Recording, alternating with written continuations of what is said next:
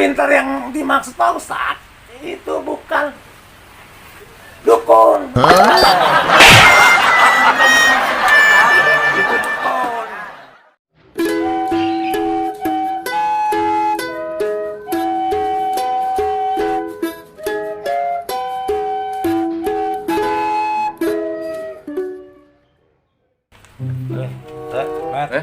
Enak nih, suasananya redup ya di bulan puasa ya. Jangan gerimisnya. Aduh. Ente puasa, Mat?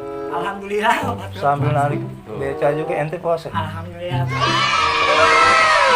Kayak gini contoh. Ente puasa teh? Puasa. Untuk ini. Tahun kemarin ente nggak puasa ya kan? Hilaf itu mah hilaf. Motor yang bilang begini.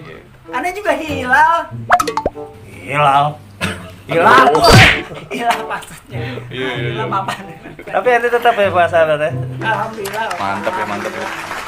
Ya aneh tuh bukan ngomongin diri, ya kan? Biar suasana kayak begini nih. Aneh lagi sakit ini kaki, lagi sakitnya bener. Aneh tetap puasa. Kakinya puasa obat Pak. Nggak nyambung lo. Jangan-jangan lu sekolah lu cuma sampai pintu pagar lo. Nah, itu Tahu lagi rupanya.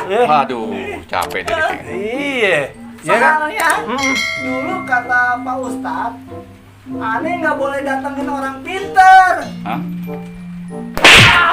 Bukan itu maksud Pak Ustadz.